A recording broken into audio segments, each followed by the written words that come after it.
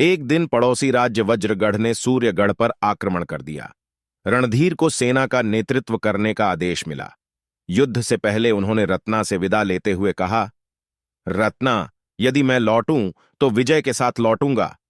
यदि न लौटूं तो मेरी स्मृति में धर्म का पालन करना। मैं तुम्हारी निष्ठा पर पूर्ण विश्वास रखता हूं। रत्ना ने आंसुओं के बीच वचन दिया, मैं सदा आपकी मर्यादा का पालन करूंगी। रणधीर युद्ध के लिए प्रस्थान कर गए। युद्ध लंबा चला। महीने बीतते गए, लेकिन रणधीर का कोई समाचार नहीं आया।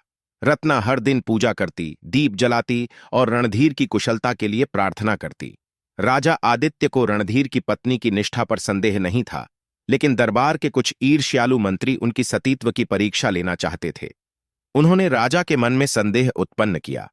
राजन, रत्ना अब युवा और सुंदर हैं। संभव है कि वह अकेलेपन से थककर किसी और की ओर आकर्षित हो गई हों। क्या आपको उनकी निष्ठा पर पूर्ण विश्वास है? राजा ने कहा, रत्ना एक सती नारी है। मुझे उनकी निष्ठा पर संदेह नहीं, किंतु सत्य की परीक्षा आवश्यक है ताकि उनके चरित्र की पवित्रता संपूर्ण राज्य में सिद्ध हो सके। राजा ने रत्ना की परीक्षा लेने का निश्चय किया। राजा ने एक सैनिक को रत्ना के पास भेजा। उसने अत्यंत दुखी स्वर में कहा, देवी, युद्ध भूमि से दुखद समाचार आया है। सेनापति रणधीर वीरगति को प्राप्त हो गए हैं। राजा चाहते हैं कि आप फिर से विवाह कर लें ताकि जीवन सुगम बन सके। यह सुनकर रत्ना का चेहरा पीला पड़ गया।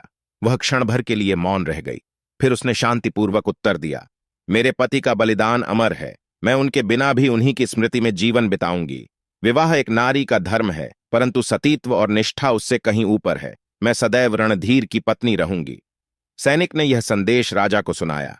राजा प्रभावित हुए, पर अभी पूरी तरह संतुष्ट नहीं हुए। अब राजा ने एक मंत्री को रत्ना के पास भेजा। मंत्री ने रत्ना के समक्ष एक बहुमूल्य रत्नों से भरी पेटी रखी और कहा, राजा ने आपके पति के बलिदान के सम्मान में यह उपहार भेजा है। आप चाहें तो महल में रहकर वैभवपूर्ण जीवन व्यतीत कर सकती हैं। रत्ना ने उन रत्नों को देखा, पर उनकी आंखों में कोई आकर्षण नहीं था।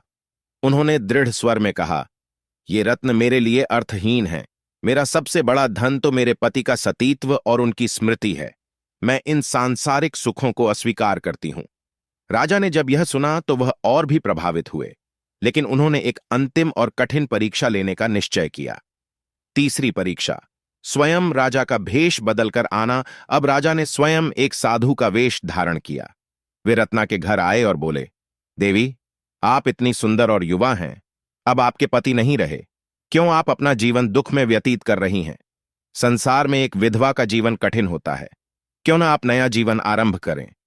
रत्ना ने साधु की ओर देखा और शांत स्वर में कहा, साधु महाराज, सच्चा प्रेम और निष्ठा केवल जीवन तक सीमित नहीं होते। मेरे लिए रणधीर अमर हैं। मैं उनकी स्मृति में ही जीवन व्यतीत करूंगी। विधवा होना एक स्त्री की शक्ति और धर्म का प्रतीक है, कोई दुर्बलता नहीं। साधु ने मुस्कुराते हुए अपना भेष त्याग दिया। राजा आदित्य ने अपने वास्तविक स्वरूप में कहा, रत्ना, मैं राजा आदित्य हूं। मैंने तुम्हारी निष्ठा की परीक्षा ली थी। तुम्हारी पवित्रता, सतीत्व और धैर्य ने मुझे अभिभूत कर दिया है। तुम्हारा चरित्र समस्त नारी जाति के लिए आदर्श है। मैं तुम्हें सतीत्व की देवी मानता हूं। ठीक उसी समय रणधीर युद्ध में विजय प्राप्त कर लौट आए। उन्होंने राजा को प्रणाम किया और रत्ना की ओर देखकर कहा, महाराज, मेरी पत्नी ने मेरी अनुपस्थिति में जिस निष्ठा और धर्म का पालन किया, उससे मैं स्वयं भी गर्वित हूं। आज मैं स्वयं को संसार का सबसे भाग्यशाली पुरुष मानता हूं। राजा आदित्य ने रणधीर और रत्ना को सम्मानित करते हुए कहा, यह न केवल नारी के सतीत्व की विजय है, बल्कि प्रेम, विश्वास और धर्म का भी आदर्श उदाहरण है।